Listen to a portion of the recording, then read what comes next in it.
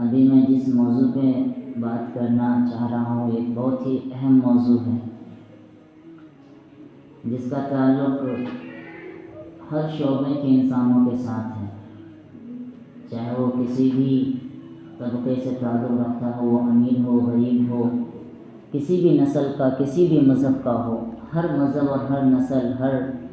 طبقے کے لوگوں کا تعلق اس سے ہے۔ میری مراد علم سے ہے۔ ہم سب جانتے ہیں کہ علم کی ضرورت ہمارے زندگی میں کس طرح سے ہے، کہ جس کے زندگی میں اگر علم ہوتی ہے اس کے لیے دنیا میں رہنا، کسی بھی کام کو کر لینا کتنا آسان ہوتا ہے، اور جس کے پاس علم نہیں ہوتا ہے، جانکاری کی کمی ہوتی ہے، اس کے لیے زندگی کو گزارنا کتنا دشوار ہوتا ہے۔ ہم اس کا مشاہدہ محاسبہ کرتے ہیں کہ اگر یہی انسان ہے کہ کسی ایک انسان کو سائیکل چلانا نہیں آتا ہے، اور اسی کے طرح کا انسان، وہی ناک کان ہاتھ پیر منہ والا انسان ہوائی جہاز کو اڑا لیتا ہے۔ فرق بس اتنا ہے کہ اس کے پاس ہوائی جہاز کو اڑانے کا علم ہے، اور اس بندے کے پاس سائیکل کو بھی چلانے کا علم نہیں ہے، ورنہ اس کے پاس بھی وہی دماغ ہے، اس کے پاس بھی وہی دماغ ہے، یہ بھی اسی ہوا سے سانس لیتا ہے، وہ بھی اسی ہوا سے سانس لیتا ہے۔ بس فرق اتنا ہے کہ اس نے محنت کی، اس نے جدوجہد کیا، اس نے کوشش کی، اس نے اپنے علم کو حاصل کیا تو اس مقام پہ پہنچا کہ وہ لوہے کی چیز کو ہوا میں اڑا سکتا ہے، اور ایک بندہ لوہے کی چیز کو زمین پہ بھی نہیں چلا پا رہا ہے۔ جس طرح سے دنیا کی علم ضروری ہے دنیا میں رہنے کے لیے، لوگوں کے ساتھ معاملات کے لیے، اپنے زندگی کو گزارنے کے لیے، کمائی کرنے کے لیے، اسی طرح سے اس سے بھی کئی گنا زیادہ ضروری علم دین کا سیکھنا ہے۔ علم دین اس علم کو کہتے ہیں جس سے ہماری آخرت سنور جائے، جس سے ہمارے مرنے کے بعد والے جو حالات ہمیں پیش آئیں گے اس کے جوابات ہمیں مل جائیں۔ حضرت مولانا ارشد مدنی دامت برکاتہ علیہ فرماتے ہیں کہ آپ علم کو جانچیں اور دیکھیں کہ جو علم آپ حاصل کر رہے ہیں، کیا اس علم سے آپ کے قبر کے سوالات کے جوابات مل پا رہے ہیں؟ اگر وہ مل پا رہے ہیں تو وہ علم ہے، ورنہ وہ علم نہیں ہے بلکہ بس ایک ہنر ہے۔ دنیا کا جو علم ہوتا ہے وہ ایک ہنر ہوتا ہے، کیونکہ یہ وقتی طور پہ رہتی ہے، اس میں چینجنگ آتی رہتی ہے، لیکن جو آخرت کا جو علم ہوتا ہے، علم دین، قرآن کریم کا علم ہو، حدیثوں کا علم ہو، یہ ہمیشہ ہمیشہ کے لیے رہے گا، زندگی کے ساتھ بھی رہے گی، اور مرنے کے بعد بھی اس کے فوائد ہم تک پہنچتے رہیں گے۔ اور ہر ایک مسلمان پر، وہ عاقل ہے، پاگل اگر نہیں ہے، صحیح سالم ہے، عقل درست ہے، بالغ مرد ہو یا عورت، اس میں یہ نہیں کہ عورتوں پہ لڑکیوں پہ فرض نہیں ہے، صرف مردوں پہ ہے، یا مردوں پہ نہیں ہے صرف عورتوں پہ ہے، دونوں پہ یکساں فرض ہے اتنا علم سیکھ لینا کہ حرام چیزوں کا ہمیں پتہ ہو کہ کیا چیز حرام ہے، کیا چیز حلال ہے، شرک کسے کہتے ہیں، بدعت کسے کہتے ہیں، توحید اور کفر پہ کیا فرق ہے، اللہ تعالیٰ کے ذات و صفات کا علم، نماز کس طرح سے پڑھنا پڑے گا، نماز کے اندر کیا کیا چیزیں پڑھی جائے گی، روزہ، حج، زکوٰۃ، یہ جو دین کے جو بنیادی چیزیں ہیں، ان ساری چیزوں کا علم ہر ایک مسلمان پہ الگ الگ فرض ہے۔ اگر کوئی اسے اپنے کمی کوتاہی کی وجہ سے نہیں سیکھتا ہے تو پھر اس کا مواخذہ، یعنی کہ اس کے پوچھ گچھ قیامت کے دن ہوگی۔ قیامت کے دن 4 سوالات کیے جائیں گے ہر انسان سے، تو اس میں ایک سوال یہ بھی ہوگا کہ آپ نے علم کیسا حاصل کیا اور اس پہ کیا عمل کیا۔ اگر ہمارے پاس علم ہوگا ہی نہیں تو پھر ہمارے پاس جواب دینے کے لیے بھی کچھ نہیں رہے گا، اور ظاہر سی بات ہے ہر چیز کے لیے علم ضروری ہے۔ ایک بندہ کو اگر نماز پڑھنا چاہے اور اسے نماز کا طریقہ ہی نہیں معلوم ہو تو وہ نماز پڑھنے کے آنے سے کترائے گا، کہے گا کہ میں جا کر کے کیا کروں گا، مجھے تو کچھ آتا ہی نہیں، اسے وضو کا طریقہ نہیں پتا ہو، لوگ اس پہ ہنسیں گے، اس کی بات بنائیں گے، اور اسے خود بھی ایک الگ سے بے عزتی سے محسوس ہوگی۔ اس لیے دین کا علم ہر انسان پہ سیکھنا فرض ہے۔ اب رہی بات کی جو اپنے طالب علم کے زمانے کو کراس کر چکے ہیں، اب بڑے ہو گئے ہیں، ان کے لیے پہلے تو وقت تھا، لیکن وہ موقع نکل گیا، لیکن اس کی بہت ساری صورتیں آج بھی موجود ہیں۔ تبلیغ میں نکل کے، مسجد کے اماموں سے رابطہ کر کے، یا پھر موبائل میں انٹرنیٹ کے ذریعے سے کسی بھی طرح سے علم کو حاصل کر سکتے ہیں، لیکن ابھی جو ہمارے بچے ہیں، ہماری بچیاں ہیں، ان کے پاس بہترین موقع ہے، اور اس معاملے میں ہمارے گارجین الحمدللہ پہلے کے بنسبت بہت ہی زیادہ اس میں اویئرنیس بھی دکھا رہے ہیں، اس میں کوئی دو رائے نہیں ہے کہ پہلے کے مقابلے میں جتنے بھی گارجین ہیں وہ سوچتے ہیں کہ ہم جاہل رہے کوئی بات نہیں، لیکن ہمارے بچے جاہل نہ رہیں۔ یہی وجہ ہے کہ آج اگر صبح 9-10 بجے کے بعد کسی کے بھی گھر پہ جایا جائے تو کوئی بچہ گھر پہ نہیں ملتا ہے، زیادہ سے زیادہ تر بچے اسکولوں پہ یا پھر کوچنگس میں یا مدرسے میں کہیں نہ کہیں ملتے ہیں، گھر پہ نہیں ملتے ہیں۔ یہ بہت اچھی پہل ہے اور بہت خوشی کی بات ہے، اور یہ اس میں ہمیں اور بھی تھوڑا زیادہ سنجیدہ ہونے کی ضرورت ہے کہ جب تک ہمارے پاس صحیح علم نہیں ہوگا، دنیا اور دین دونوں رہے گا، تب تک ہم کامیابی کو حاصل نہیں کر سکتے۔ ہمارے حالات جو ہے وہ کوئی حکمران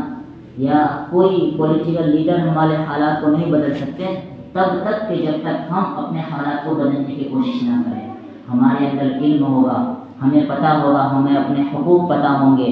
کہ ہمارے آئین نے، ہمارے ہندوستان کے دستور نے ہمیں کیا حق دیا ہے، تو ہم ہندوستان میں باعزت ایک شہری بن کر کے رہ سکتے ہیں۔ اور ہمیں دین کا علم ہوگا تو ہم اسلام کی بنیادی چیزوں کو لے کر کے ہمیں پتہ ہوگا کہ ہمیں کس طرح سے اپنی زندگی گزارنی ہے، ہمارے نبی صلی اللہ علیہ وسلم نے کس طرح سے اپنی زندگی گزاری تھی، تو ہم پھر بالکل صحیح راستے پہ چل کر کے اپنی زندگی گزار سکتے ہیں۔ اور جب ہم اسلام کے مطابق زندگی گزاریں گے تو پھر کسی بھی طرح کا کوئی بھی فتنہ ہمارا کچھ بھی نہیں بگاڑ پائے گا۔ آج جو ہمارے ملک کے اندر اکثر و بیشتر جگہوں پر فتنہ فساد ہوا کر رہے ہیں، اس کی اصل بنیادی وجہ ہے کہ وہ لوگ بالکل جاہل قسم کے لوگ اس طرح کے فساد کر رہے ہیں۔ پڑھے لکھے لوگ ان ساری چیزوں سے دور رہتے ہیں۔ کسی کو مار دینا، کسی کو گالی دے دینا، کسی کے گھر پہ آگ لگا دینا، یہ کسی مہذب آدمی کا تو کام نہیں ہوگا۔ یہ سارے کے سارے وہ وہی لوگ ہیں جنہوں نے اپنے بچپن میں تعلیم حاصل نہیں کی، ان کے پاس کوئی کام ہی نہیں ہے، بے روزگار بیٹھے ہیں، تو چلو 200-500 روپے کی وجہ سے کسی کے پورا ہنستا کھیلتا پریوار کو اجاڑ دیتے ہیں۔ تو ابھی جہاں جہاں پر خصوصی طور پہ ہمارے کشن گنج کو سب سے زیادہ بیکورڈ مانا جاتا ہے، ہر اعتبار سے، پیسوں کے اعتبار سے، تعلیم کے اعتبار سے، ہر اعتبار سے کشن گنج اور ہمارا پورا سیمانچل جو ہے وہ بہت ہی پیچھے ہے۔ نہ ہی یہاں پہ کوئی ایک معیاری بہترین مسلمانوں کی کوئی بہترین کالج ہے، نہ ہی کوئی بہترین یونیورسٹی ہے، کچھ بھی نہیں ہے، اور ہم اس کے لیے بہت زیادہ سنجیدہ بھی نہیں ہے۔ بالکل بنیادی تعلیم دے کر کے اپنے بچوں کو کام کرنے کے لیے اور ادھر ادھر بھیج دیتے ہیں، لیکن دنیا کی زندگی تو کسی بھی طرح سے حل ہو ہی جاتی ہے۔ اگر ہمارے ان بچوں کے اندر دین کا صحیح علم نہیں ہوگا، انہیں اللہ رسول کی محبت اور اسلام کی اہمیت ان کے دل میں صحیح طرح سے نہیں بیٹھے گی، وہ صرف سرسری طور پہ صرف کتابوں کو پڑھ لے گا، یا سرسری طور پہ وہ بس صرف اتنا جان لے گا کہ ہم مسلمان ہیں، ہمارے نبی یہ ہیں، بس بنیادی چیزوں کو صرف جان لے گا اور اسلام کی اہمیت اس کے دل میں نہیں بیٹھے گی، تو جب وہ دنیا میں نکلے گا تو دنیا کے لوگ اسے بہت آسانی کے ساتھ اپنے چنگل میں پھنسا لیں گے، اور ان کا ایمان کو کب کیسے سلب کر لیں گے کہ پتہ بھی نہیں چلے گا۔ یہی وجہ ہوتی ہے کہ جب بچوں پہ دھیان نہیں دیا جاتا ہے تو وہی بچے آگے چل کے شرابی، جواری، نشیڑی، گنجیڑی بنتے ہیں، پھر باپ اور والدین اپنا سر کو پکڑ کے پیٹتے ہیں، اس وقت پھر کوئی فائدہ نہیں ہوتا ہے، کیونکہ بچہ اس وقت ہاتھ سے نکل گیا ہوتا ہے۔ جب محنت کرنی تھی تب محنت کیے نہیں، اور جب ہم محنت کرنا چاہ رہے ہیں تو اب وہ ہاتھ ہی نہیں آ رہا ہے۔ تو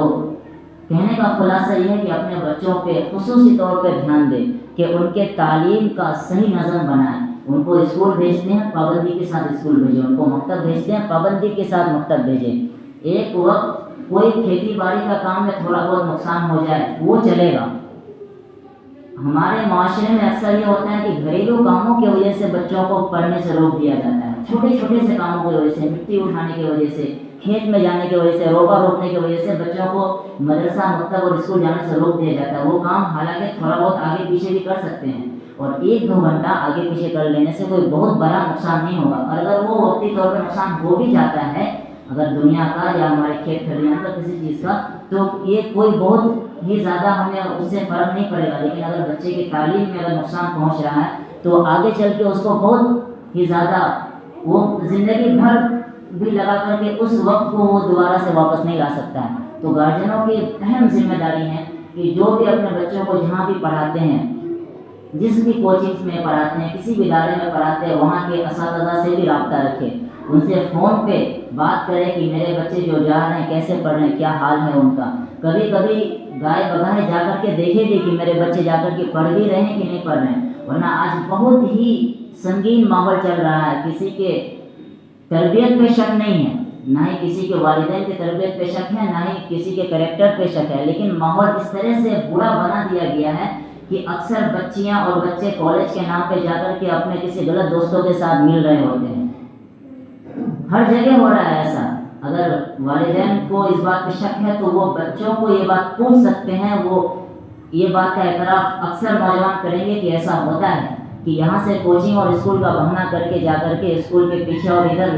غلط سلط جگہ پہ ہم تو یہاں سے ان کو پڑھنے بھیج رہے ہیں اور وہ کہیں اور جا کر کے اپنا وقت ضائع کر رہے ہیں. تو اس کی اہم ذمہ داری والدین کی ہوتی ہے کہ ہم جہاں پہ جس ادارے میں جس بچے کو بھیج رہے ہیں وہاں کے ٹیچرس کا ہمارے پاس نمبر ہو اور ہم گائے بغیر ان سے فون میں بات کرتے رہیں کہ میرا بچہ پڑھ رہا ہے یا میری بچی پڑھ رہی ہے، کس طرح سے پڑھ رہی ہے. جتنا وقت ہم ان کو بھیجتے ہیں اسی وقت میں وہ پہنچتی بھی ہے کہ نہیں پہنچتی ہے. بچہ کو میں اگر 8 بجے بھیجتا ہوں تو 8:15 یا 8:30 بجے تک اسکول یا کوچنگ جہاں بھی پڑھتا ہے وہاں پہ وہ پہنچ رہا ہے کہ نہیں پہنچ رہا ہے، مکمل وقت وہ اس جگہ پہ دے رہا ہے کہ نہیں دے رہا. پتہ چلتا ہے کہ وہ کبھی بہانہ کر کے آ جاتا ہے کہ آج میرے ابو نے گھر جانے کے لیے کہا ہے اور ہاف پیریڈ کر کے وہ ہاف پیریڈ وہ کہیں کسی فضول کام میں لگا دیتا ہے اور یہاں والد کو پتہ بھی نہیں چلتا ہے. ہماری محنت کی کمائی جو ہم بالکل دیتے ہیں وہ محنت کی کمائی اور ہمارے خون پسینے کی کمائی کا جو اولاد ہے وہ بے جان غلط فائدہ اٹھا رہے ہیں. اس سے نقصان پھر کبھی اگر خدا نہ خواستہ اللہ نہ کرے اگر کسی طرح کی کوئی شکایت آ جاتی ہے تو اس کے بعد پھر والدین کو بھی شرمندہ ہونا پڑتا ہے، گاؤں والوں کو بھی شرمندہ ہونا پڑتا ہے. تو ہم اپنے بچوں کے تعلیم کا سب سے زیادہ تعلیم کی فکر کریں اور ان کی تربیت کی فکر کریں، انہیں سمجھائیں، انہیں اپنی عزت، اپنے گھر والوں کی عزت اور اپنی اہمیت، والدین کی اہمیت، رشتہ داروں کی اہمیت بتائیں، ان کو اسلام کی اہمیت اور اپنے مذہب کی اہمیت بھی ان کو بتائیں، ان کو علماء کے ساتھ ان کا رابطہ رکھیں اور زیادہ سے زیادہ جہاں تک ہو سکے ان کے دینی تعلیم کے اوپر سب سے زیادہ فوکس کریں. جو بچے ہیں ان کے اوپر اگر ان کا مزاج بچپن میں ٹھیک ہو جائے گا تو وہ ہمیشہ اسی نہج پہ چلیں گے، اور بچپن میں اگر مزاج ٹھیک نہیں ہوگا، بچپن میں اگر ان کا مزاج ادھر ادھر چلا جائے گا، ان کو غیروں کی چیزیں پسند آنے لگے گی، غیروں کا ان کو کلچر پسند آنے لگے گا، تو آگے چل کے ان بچوں کو تربیت میں لانا اور راست پہ لانا بہت مشکل ہے. اور اپنے بچوں کے لیے خصوصی طور پہ دعا بھی کرتے رہیں. اکثر والدین کے منہ سے کبھی کبھی ایسی باتیں نکل جاتی ہیں جو اولاد کے ہلاکت کے لیے بالکل کافی رہتی ہے.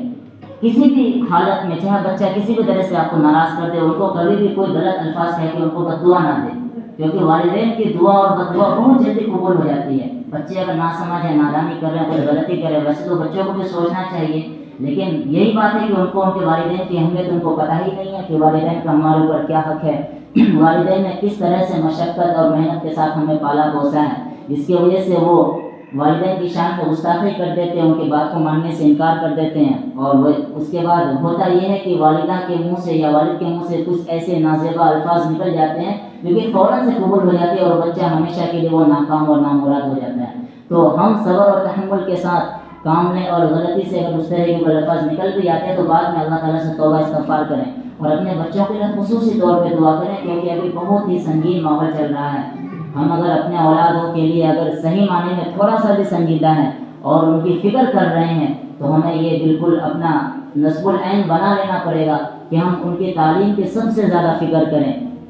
بہت ہی زیادہ سخت ضرورت کے علاوہ کبھی ان کی پڑھائی سے ان کو چھٹی نہ کروائیں. کسی بھی حالت میں شادی بیاہ کو بھی منقطع کر دیں کچھ دیر کے لیے کہ ابھی ان کے بننے کا اور بڑھنے کا وقت ہے. جب وہ ابھی بن جائیں گے پھر گھومنے پھرنے سیر و تفریح کا وقت ان کے لیے ہمیشہ کے لیے پڑا ہوا ہے. دنیا میں ہم سیر و تفریح کے لیے اور گھومنے پھرنے کے لیے نہیں آئے ہیں. یہ دنیا مسلمانوں کے لیے قید خانہ ہے، کافروں کے لیے جنت ہے، ان کے لیے عیش موج ہے. ہم تو عیش موج کریں گے انشاءاللہ جنت میں کریں گے. دنیا میں ہمیں اللہ کے حکم کے مطابق نبی صلی اللہ علیہ وسلم کے طریقے کے مطابق زندگی گزارنی ہے. اللہ تبارک و تعالیٰ سے امید ہے، ذات سے امید ہے کہ جو باتیں میں نے کہی سب سے پہلے اللہ تعالیٰ مجھے عمل کرنے کی توفیق دے اور ہم سب کو اس باتوں پہ عمل کرنے کی توفیق عطا فرمائے. وآخر دعوانا الحمد للہ رب العالمین.